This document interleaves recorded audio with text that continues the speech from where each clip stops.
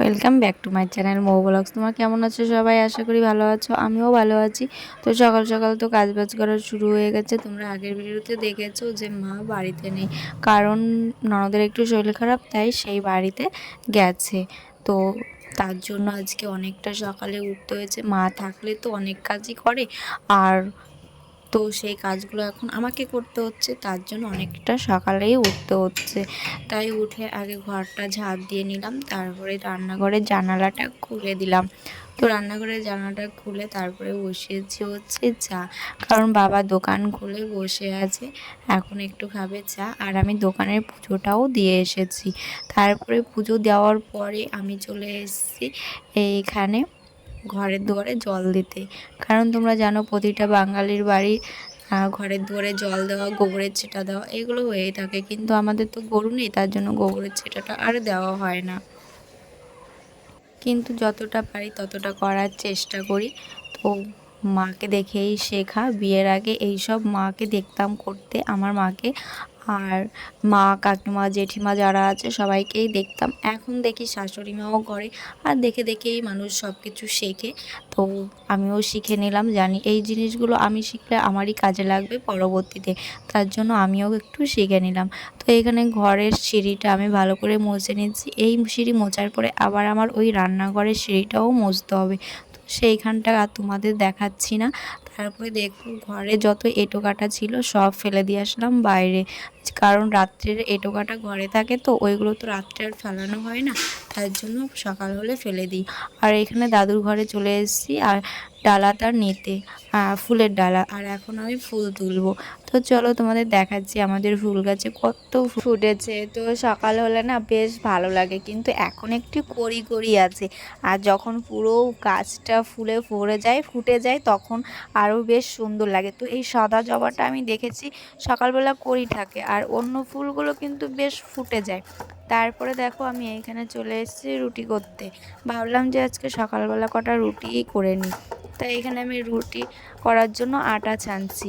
আর আটা ছানার পরে এই দেখো আমার আটা ছানা হয়ে গেছে। আর ছেলে কিন্তু টিউশনিতে চলে গেছে খাওয়া দাওয়া করে। আর এইখানে আমি আটা ছেনে নিচ্ছি। আর আবার মাথার অবস্থা দেখো গাইজ, মানে কাজ করতে করতে আমি দিশেহারা হয়ে গেছি, মাথাটাও আঁচড়াতে সময় পাইনি। আসলে কি বলো তো, আমি তো কোনো দিনই মাথা আঁচড়াই না সকালবেলা উঠে। তো এখানে আলু আলু কেটে নিচ্ছি, কারণ রুটি আর হচ্ছে আলু ভাজা করব, তার জন্য। তো আলুটা দোকান থেকেই নেওয়া, কারণ আমাদের দোকানে তো আলু আছে, তো দোকান থেকেই আলুটা নিয়েছি। দেখো আমার আটা মাখাও হয়ে গেছে আর আলু কুচানোও হয়ে গেছে, আর ঝট করে আমার এখন রুটি বানানোও হয়ে যাবে। দেখেছো আমার রুটি বানানো হয়ে গেছে। তো না গাইস, কেউ 1 মিনিটের মধ্যে রুটি আলু ভাজতে পারে না, আমার অনেকটা সময়ই লেগেছে। তো আমি জাস্ট তোমাদের ওই সময়টা দেখালাম। তারপরে রুটি করার পরে চলে এসেছি পুজোর থালা বাসন মাজতে, যেটা আমাদের প্রতিদিনের কাজ, সেটাই করতে চলে এসেছি। তো এখানে ঝটপট করে পুজোর থালাগুলো মেজে নিচ্ছি। আর পুজোর থালাগুলো আমি কিন্তু সবসময় লেবু দিয়েই মাজি। আমি জানি লেবু দিয়ে মাজলে এই স্টিল না, পেতলের থালা বাসনগুলো ভালোই পরিষ্কার হয়, তার জন্য সবসময় লেবু বা তেঁতুল দিয়েই মাজা হয় আমাদের পুজোর থালা বাসনগুলো, তাহলে বেশ পরিষ্কার হয়ে যায়।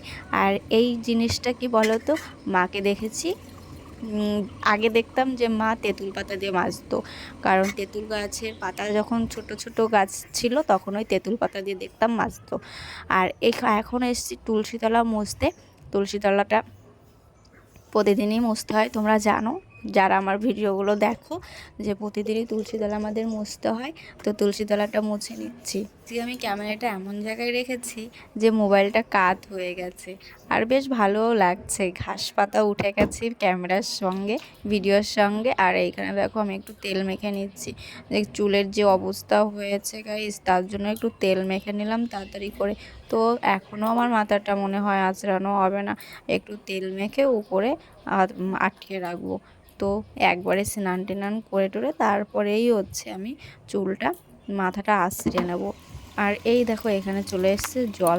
তো ভাবলাম যে জলটাই ভরে নিই আগে, কারণ টাইম মতন জল দেয়, তো তার কেন জলটা কেন আবার চলে গেল, পরে আমি আর কেন ধরতেই পারলাম না, তার জন্য আগে আগে জলটা ভরতে চলে এসেছি।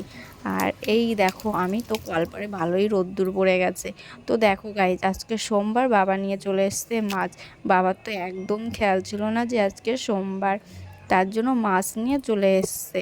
আর আমি সেই মাছগুলো হলুদ লবণ মাখিয়ে ফ্রিজের মধ্যে রেখে দেব, কারণ আজকে তো খাওয়া যাবে না, তার জন্য। তো চলো ফ্রিজে রেখে দিলাম। আর এখন এইখানে আমি এসেছি থালা বাসনগুলো মাজতে, যেগুলো হাঁড়িটা আমার মাজা হয়েছিল না। হাঁড়িতে অল্প কটা ভাত ছিল, সেই ভাতগুলো আমি ছেলেকে খাইয়ে তারপর ওকে পাঠিয়ে দিয়েছি। আর এখন আমি এসেছি এই হাঁড়িটা ধুয়ে নেবো বলে। তো ধুয়ে টুয়ে আবার তো রান্না করতে হবে দুপুরবেলা, আর তোমরা তো জানো আমাদের বাড়িতে 3 বেলাই রান্না হয়, তো তার জন্য এখন ধুয়ে নেব। আর এই দেখো দুপুরের জন্য উচ্ছে কেটেছি আর হচ্ছে টমেটো কেটেছি।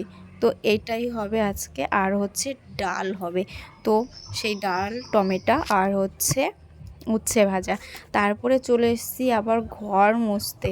তো আজকে আমি পুরো ঘরটা মুছবো না, মুছবো হচ্ছে শুধু বারান্দাটুকু। কারণ কি বলো তো, পুরো ঘর মুছতে গেলে আজকে আমার অনেকটা সময় লেগে যাবে।